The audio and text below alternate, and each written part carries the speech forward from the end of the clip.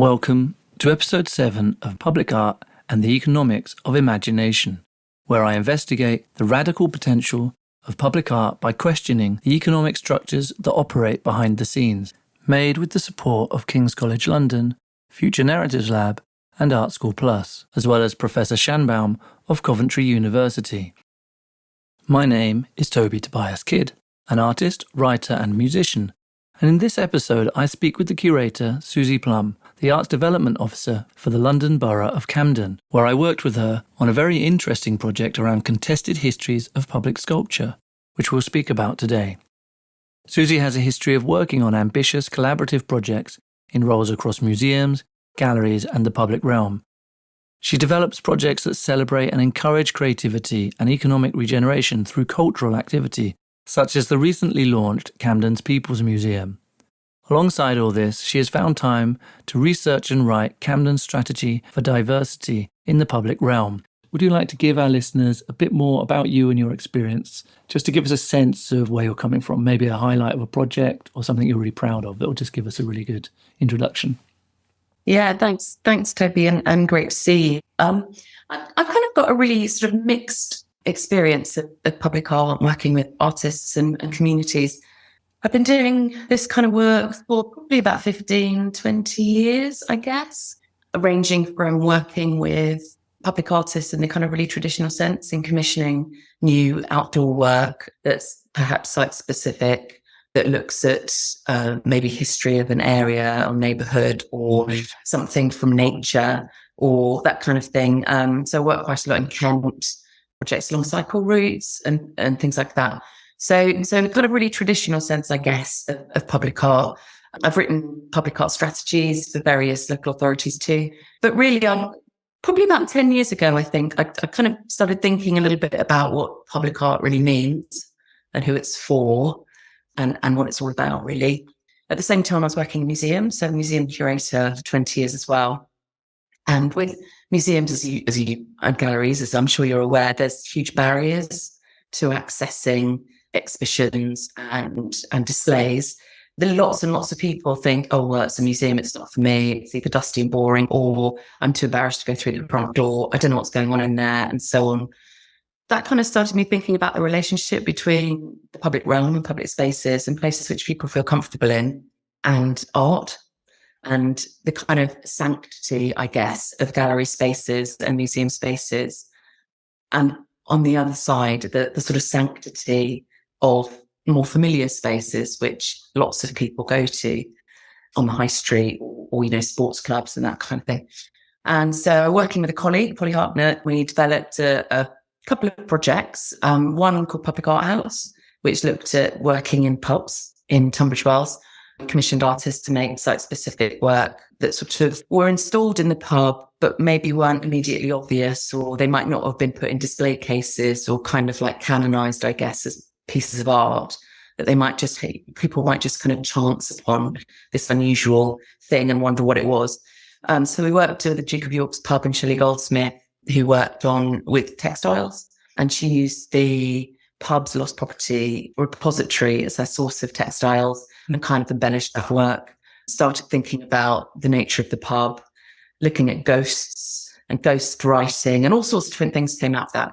We also worked with Wetherspoons Opera House, an old opera house, with Jane Pitt, who's a sound artist, who worked with Table Number 7, who were a group of people who used to go and sit on Table Number 7 every day at like 11 o'clock and would spend the whole day there. And so she worked with them particularly in developing new sound work. And that kind of led us to thinking about how we can increase that and how we can kind of engage with people in the public realm meaningfully in spaces that are familiar to them. So Polly and I developed a project called Hoodwink right across Kent. And that was, we're going back to kind of 2014 now, so nearly 10 years ago, where we got some funding to commission 9 artists over 3 years to work with communities and to work in a really site-specific way, where the artists would in effect infiltrate really familiar spaces. So places like B&Q, DIY store. We work with Adam Chosko in B&Q in Gillingham in Kent. Wilco's Homeware. We work with Hollington and Cipriano in there. We worked with Simon & Faithfull in Morrison Supermarket. We worked with music venues. We worked with doctors' surgeries, all sorts, Gillingham Football Club, all sorts of different places which had really a kind of high footfall. Museums and galleries are always striving for this high footfall to get through their doors. So we kind of flipped it on its head and went, actually, we're just going to go to where people go and are really familiar and comfortable. They're sort of safe spaces, I guess, for many people. So that hoodwink project was really exciting for us because some of the engagement that we had was really interesting. We were installing Adam Chosko's sculptural piece. Adam made a sculptural work and a film for us in B&Q in Gillingham, which is an enormous store and has like training rooms where you can learn to tile and all sorts of different things going on. So Adam installed his sculptural piece, which kind of responded to the history of Gillingham and Chatham and Rochester and the Medway towns at the end of one of the aisles. I think it was the aisle that had the doors. You can go and buy a door there. So at the end of the aisle, we had a shelf with a sculptural piece on it that looked like it had just kind of landed from outer space. And it was made of bits of banisters and staircases and all sorts of bits of wood. It's beautiful, beautiful object.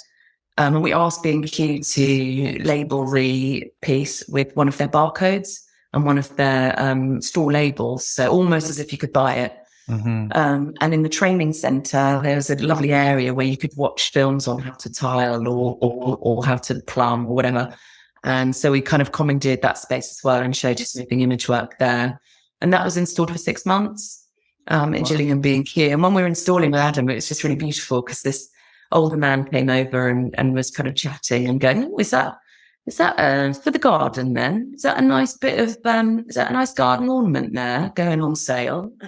And then Adam had this really amazing conversation with this older man about art and sculpture and what it meant. And, we were there for a couple of hours talking with him. It was really, really wonderful.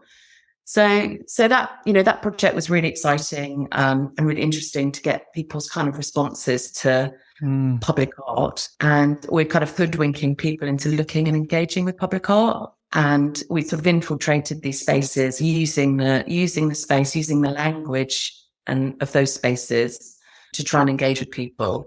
In fact, Hollington and Cipriano took over Wilko's and Folkestone and used all their products to make new artwork. And they made lots of new artwork that referenced really key moments in art history and then sort of dotted them around the shop, which is really exciting. And Simon Faithful made a beautiful artist book of drawings called Things, which was hidden. We printed 500 of them and we hid them around Morrison's. When we started this project, my main ambition was to get something in the freezer section of Morrison's so that when you're, buying frozen peas, you unearth this beautiful piece of artwork.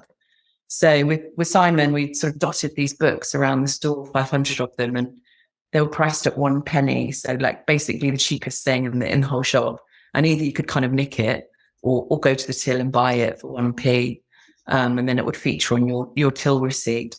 So I think that project was about thinking about public art in a kind of new context, sort of maybe removing it from either something really traditional and formal in the public realm, like a statue or piece of public art, form of it in a formal sense, something physical, something a bit more meaningful to people, a bit more playful, kind of breaking down some of those barriers, I think, of engagement.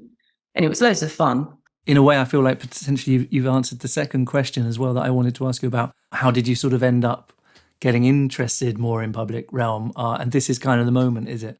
I think so. And I was doing 2 jobs at that time. So I was working in Kent as a kind of cultural projects manager, delivering projects like that. And then also working for Brighton Museum as a curator of film and media. And that role as well, we did lots of projects where we'd engage with artists to try and animate collections of Victorian cinema equipment and kind of some of the stories of early cinema and how you might do that and make it meaningful and relevant for contemporary viewers. And a lot of that would be outside. So a lot of that would be like, projections and so on, and kind of engaging people with film media, historic work, but also moving image artist work.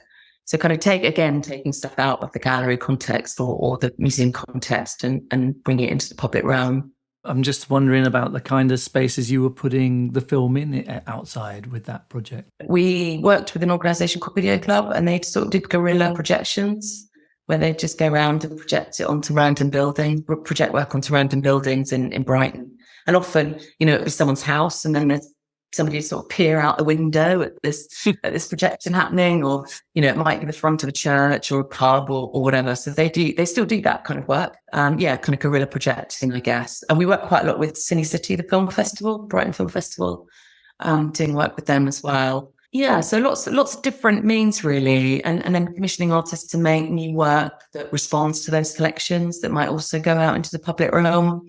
Yeah, so I think kind of it's about extending the gallery out into the public realm, but making sure that it's meaningful and relevant to people who are going to encounter that, and make it accessible, I guess.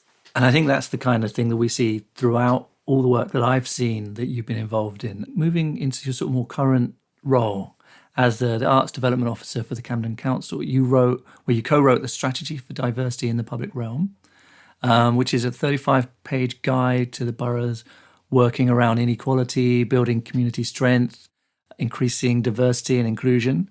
I guess I have a couple of questions for this.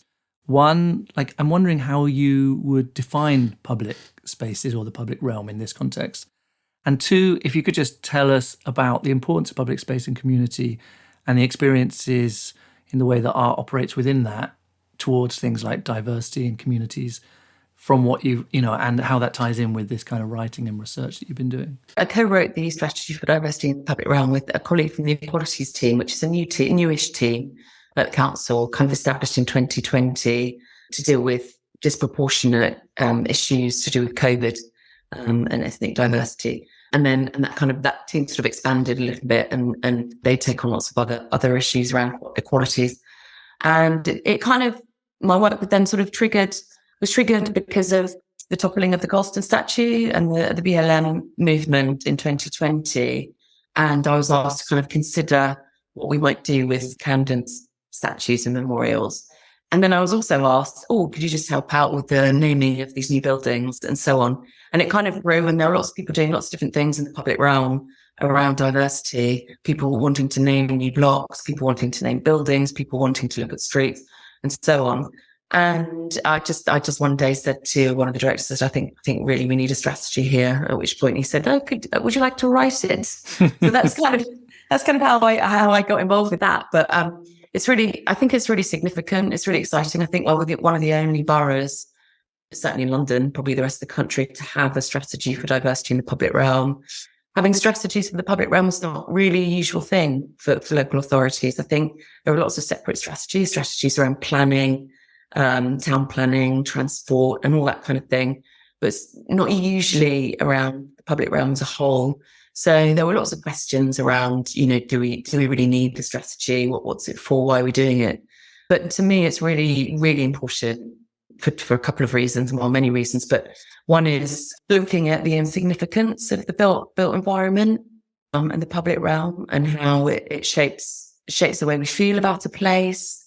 It's about identity and can bring a sense of belonging. It's about reinforcing a sense of place and connection. It's about celebration. Often these spaces are about celebration or reflection, and they're places that people gather. So they can be, places that bring communities together or people together. And it's really, well known that the quality of public spaces, particularly in cities, can have a direct impact on people's mental health and well-being, and physical health. And yet these places are always, they're quite white, aren't they? They're quite kind of white male driven. Lots of the celebratory moments, lots of the celebration, lots of the statues and memorials, they're white men, essentially. The stories of the development of those spaces are always from an elitist perspective, particularly in somewhere like Camden, where you've got Bloomsbury and the development of the Bloomsbury squares. There's quite an elitist story going on there, and how it's presented and continually presented all about the Bloomsbury group, and as if nobody else has lived there ever.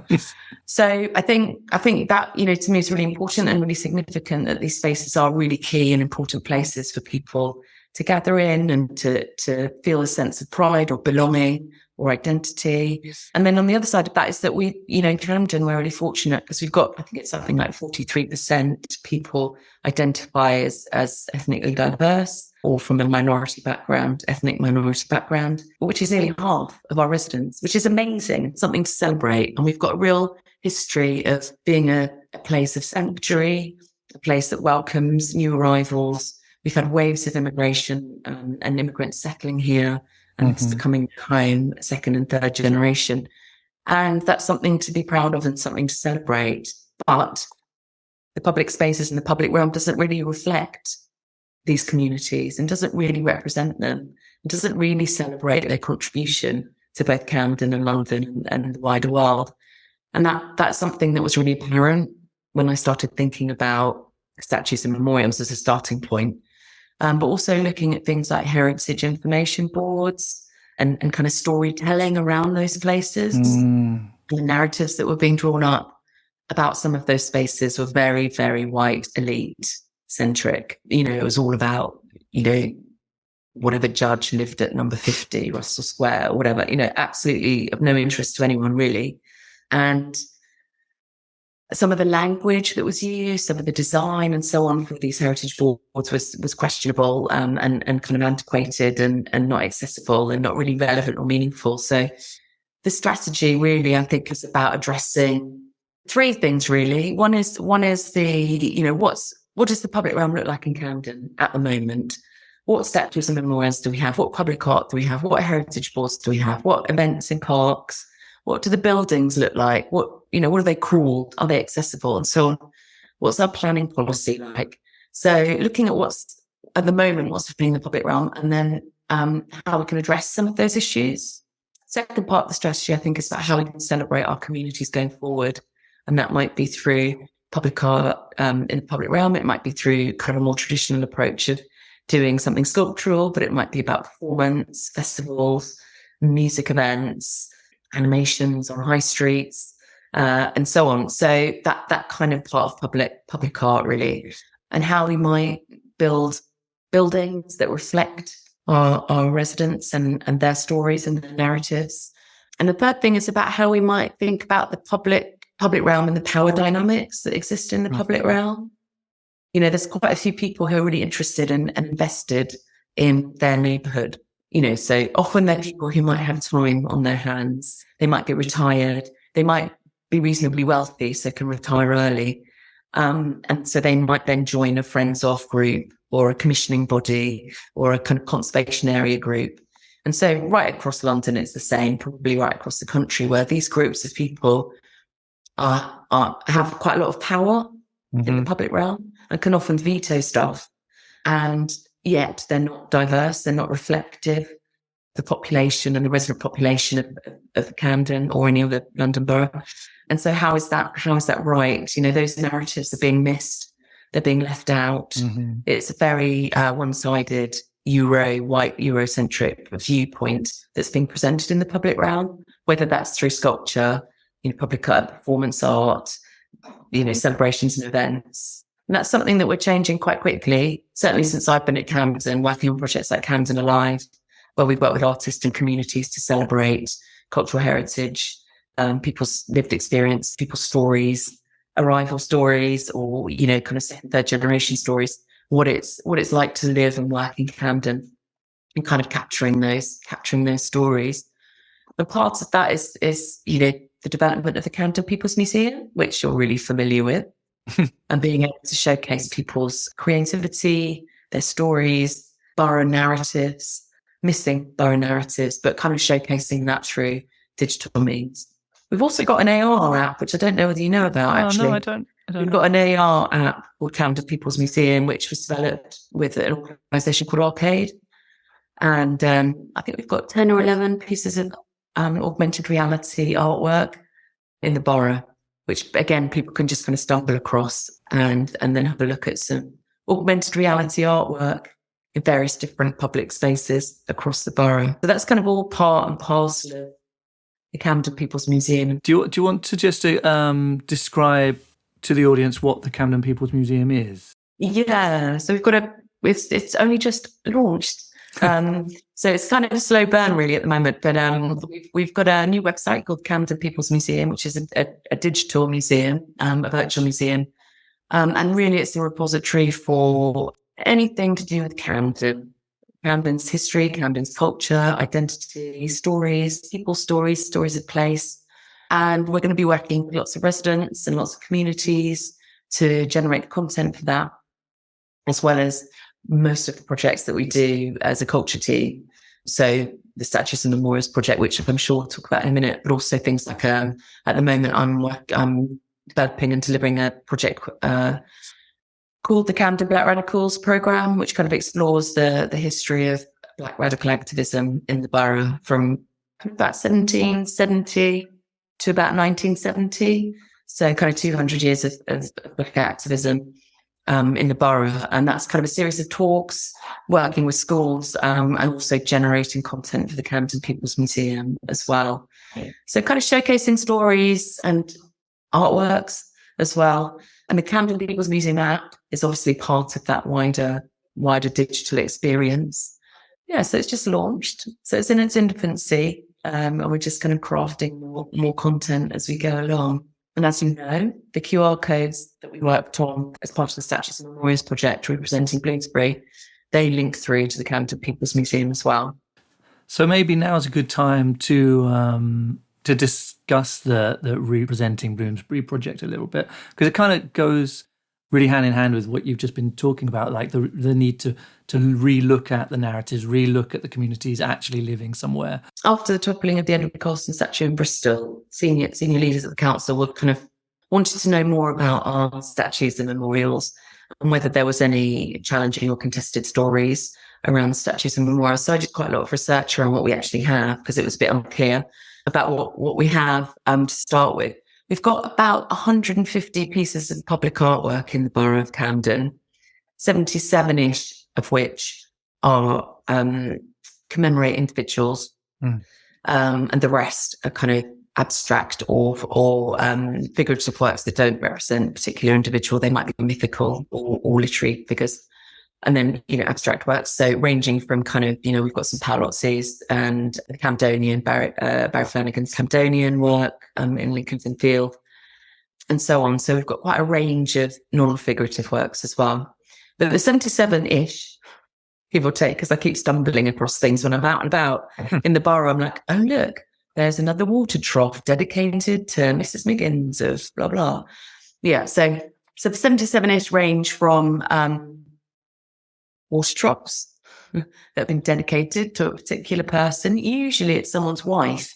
Which that's interesting, isn't it? Why would somebody dedicate a water trough to their wife? Anyway, so research. Yeah, stream so there, range from that, water fountains, stone benches, that kind of thing. So we've got quite a few of those, as you can imagine, mainly Victorian works. Then a range of sculptural pieces that commemorate individuals that might be on the side of buildings. So it might be like in a nook above a doorway or on the side of a building. Got quite a few of those as well. And often they're missed, because nobody really looks up enough, in my opinion. But, so often they're overlooked, or people don't really actually know who it is or why they're there. And then we've got quite a few, I think it's around 30-ish freestanding statues or busts that commemorate and celebrate individuals. And they're dotted right through Camden, predominantly Bloomsbury, as you could imagine, but also, as far up as Waterloo Park and Highgate and so on. And these statues and memorials don't include things in churchyards or, anything like that, any celebration of an individual in a churchyard or a burial place. So Karl Marx isn't on the list in Highgate. So these 30-odd freestanding statues and memorials are what we're tackling first and looking at first and reviewing first. And that's the decision for that was basically because they're kind of more in your face, I suppose. They're more present than perhaps things on the side of a building or a water trough dedicated to Mrs. Miggins. So we decided to start with freestanding, full-size statues and busts. And as you all know, it's very challenging challenging project to do, a challenging approach to look at the life of an individual that may have died 100 to 200 years ago and kind of assess their life with a modern lens. But I think it's really important that we do so. And that goes back to our conversation about representation in the public realm and making spaces meaningful and welcoming and balanced places that people from diverse communities feel that it's a space for them and sense of ownership. And I think if you've got a statue of somebody in there that might have said or done something that we would consider discriminatory, that's perhaps not the best thing to make people feel welcome or given a sense of identity and space. So for us, it's really about balancing the public realm. That is done by looking at what we've already got and reassessing it and reviewing it, but also looking at how we might celebrate the missing narratives going forward, whether that's through sculpture, performance art or festivals. We started off looking at 30 individuals and decided we need to do a pilot project to kind of test our approach, really, because it's such a kind of contested and politically sensitive kind of work. So we chose 3 and we decided to keep them within Bloomsbury Squares, just to kind of contain it a little bit. And we chose Virginia Woolf, Noreen Yat Khan and Bertrand Russell. They're all in Bloomsbury Squares and they're all busts of these individuals. And they range from quite recent installations, Noreen Yat Khan, I think it was in 2012, and Bertrand Russell, who I think was in the 80s. In fact, I think it was in 1980 that he was installed. So a kind of range of installation dates. We wanted to look at gender and kind of represent gender. We wanted to be able to celebrate somebody. So we chose Noor because she's amazing. But we also wanted to be able to kind of tease out, lots of different kind of issues and challenges. And also a kind of range of public benefit. What did they do for society? And how can we celebrate that element too? So the project really was designed it's kind of two phases really. One was a really practical, boring stuff around identifying land ownership, which is hugely complex, particularly in London, where, you've got big landowners who might lease land out to individuals or local authorities or organisations. They might sell chunks off. Highways own some land. London Transport has access to routes and so on. So it's quite a complex thing to tease out who owns a particular patch of land that a statue might stand on and who are the stakeholders that are involved in that land ownership. So, for example, with the Noreen Yat Khan statue that's in Gordon Square, that's owned and managed by the University of London. So, we work quite closely with the University of London. Other statues fall in really difficult positions, like they might be in a nook that's partly on the pavement, partly in a park. The art park is owned by the Duke of Bedford, but is leased by Camden Council. And on behalf of the Duke of Bedford, it's run by a set of commissioners, self-elected commissioners. So it's a real complex minefield to actually determine who owns that land, but really key and really important. And other kind of practical stuff around who actually owns the artwork itself. You can imagine some of these works were installed 200 years ago, put up through subscription by a bunch of friends who then obviously died and nobody knows who actually owns that artwork anymore. Some are more easily identified and some artists are still living. So that's, a bit easier. So there's a kind of whole element of the practicalities of can we actually do this work? We need to get permissions to do all of this. And that's quite time consuming and something I think maybe is not immediately clear if you're going to do this kind of project. And then the second bit is really about how we can explore those works and those memorials and statues with our communities and our existing communities, particularly communities who might have been impacted by some of the ideas or ideologies of that individual. So, for example, with Virginia Woolf, we worked with the Jewish community. She was quite rabidly anti-Semitic in some of her work. So we worked together with the Virginia Woolf Society, who commissioned the sculpture. And we also worked with the Jewish community and some school children too. So kind of getting a real sense of a kind of multiple perspectives on the individual's life and work.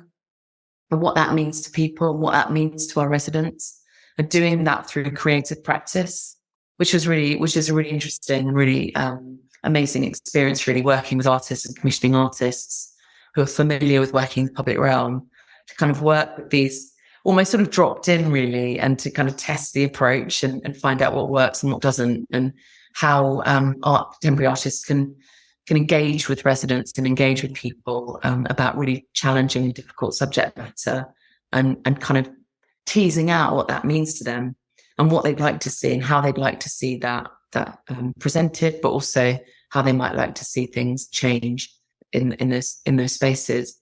So I think creativity and working with artists who are familiar with public art was like a really amazing part of the project, and really enabled us to explore some of those challenges and those contested stories in kind of a really open and creative way, which meant that people felt much more comfortable and much more able to engage with that kind of material.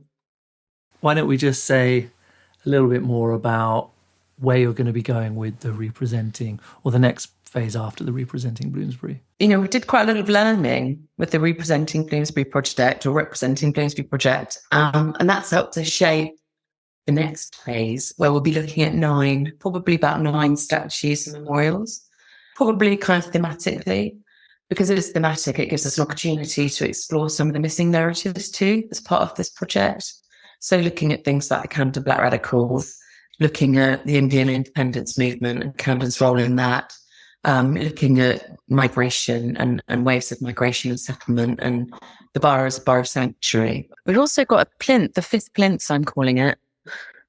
We've got this empty plinth in Lincoln's Inn Fields.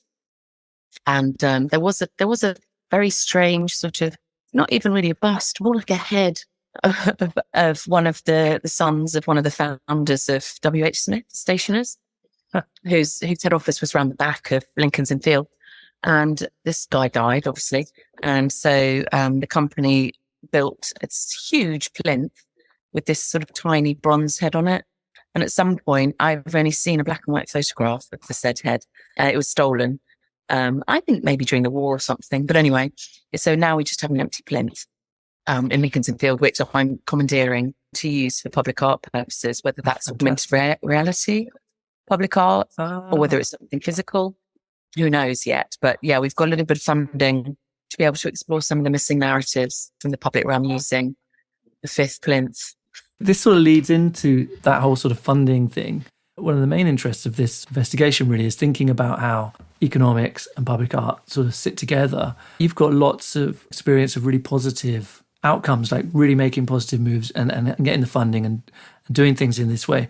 But I'm wondering what your thoughts are like about the systems that are in place, and like if there are things that you think difficult to get done, or things that aren't being able to get through because of the ways the funding or economics around public art works. Getting funding for public art is always a struggle, I think. And I think it perhaps always has been. And so there's lots of different approaches. We managed to secure some budget through the Strategy for Diversity in the Public Realm that identifies a small bit of money to develop a new piece of public art that celebrates our diverse communities. And so we're looking at possibly doing something around Windrush and celebrating Windrush and the very early Windrush communities that came and settled in Kentish Town. There's kind of a bit of work started around looking at that, and maybe that as being an option for a new piece of public art. And I don't know what that might be. It might be sculptural, it might be performance, it might be some AR, it might be anything really. We also secure funding, from other organisations like the Heritage Lottery Fund, who co-funded the Representing Bloomsbury project, as you know. They don't really like funding art unless it's, working with communities. You can apply to the Arts Council, but again, I don't think public art is necessarily one of their priorities in terms of traditional sculptural works. I mean, obviously performance and animating the public realm is definitely right up their street. We also, as a local authority, have access to other sources of funding. It's always tight, but there's things like KSPF levelling up money. That's the recent pot of money. Often we work with our planning teams to try and secure money that comes in through Section 106 or community infrastructure levies. where big developers have to pay a levy, a community infrastructure levy, or Section 106. Sometimes it's specifically for public art, and sometimes it's just a general pot that we can apply to the planning team to try and unlock some of that funding to support our work. Whether that's a kind of more traditional approach to public art and something sculptural, or whether it's animations or festivals or performances. So usually it's a bit of kind of a little bit from one pot, a little bit from another, maybe some external funding and so on. And that's how we manage to get things done. But it's hard. It's hard. As everyone knows, there's been huge cuts. So it's always a struggle.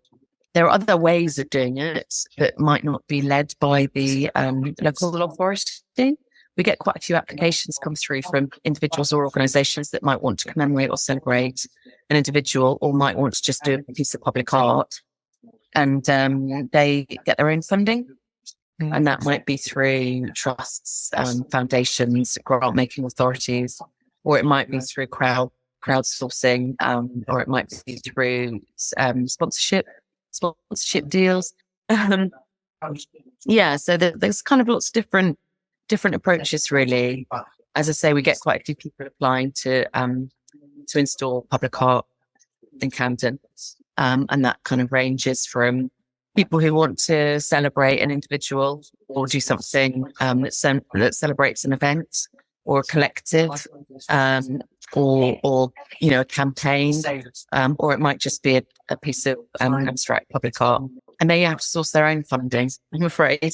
If you could sort of imagine what would be the ideal way that this stuff could come about so that it's sort of transparent to everyone, well, how do you think that, if you've got an idea of how it might be easier or might work? Or I think as local authorities, we have to take the lead on ensuring that the public realm's reflective of our diverse communities and supporting communities to be able to tell their stories, because quite often, particularly ethnically diverse communities have been marginalised or sidelined, and quite often this has resulted in socioeconomic impact that means that perhaps public art is not high on their agenda. So I think it's up to the local authority to kind of explore that bit and celebrate their cultural heritage, and work in partnership with smaller organisations that might already do work within communities and kind of harness it that way.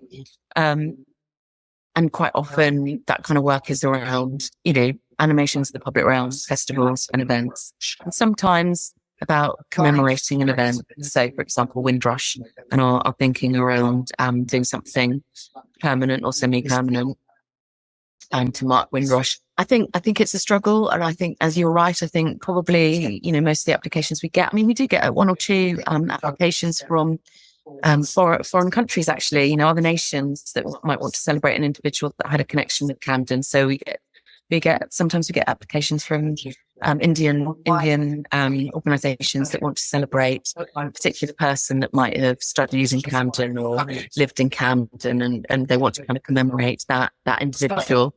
We get organisations that want to commemorate a particular event.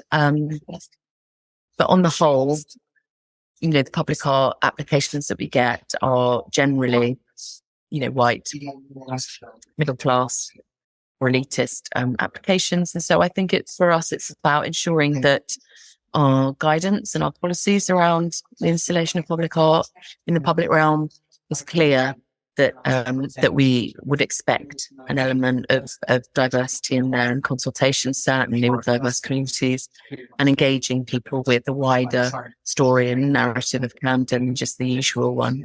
That also fits within our strategy for diversity in the public realm. So within our artworks and memorials policy, there is a section about diversity. There's also a section about celebrating individuals that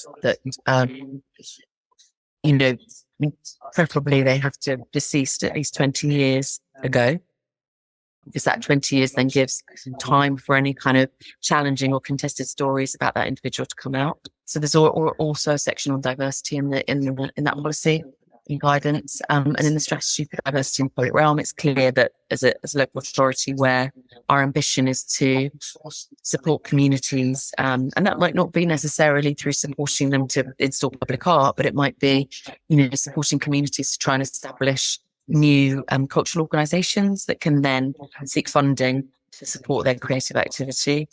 So we've done quite a lot of work supporting Camden Black creatives and to support their kind of creative output and help them kind of establish themselves. And they're really prolific and they've done an amazing job doing that themselves. So that's great. But I do think it's, up to the local authority to try and support that and support cultural organisations that are already doing that kind of work as well. But try and, use the resources wisely.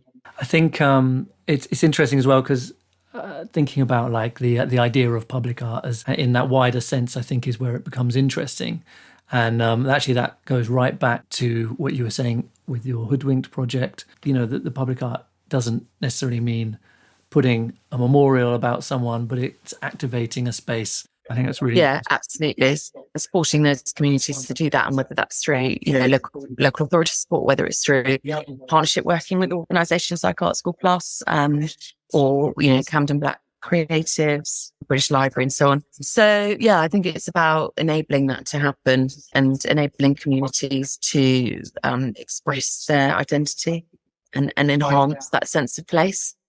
And for us to celebrate that, and how that happens, I think is, it's, as it's kind of bespoke, isn't it? It's like case by case, project by project.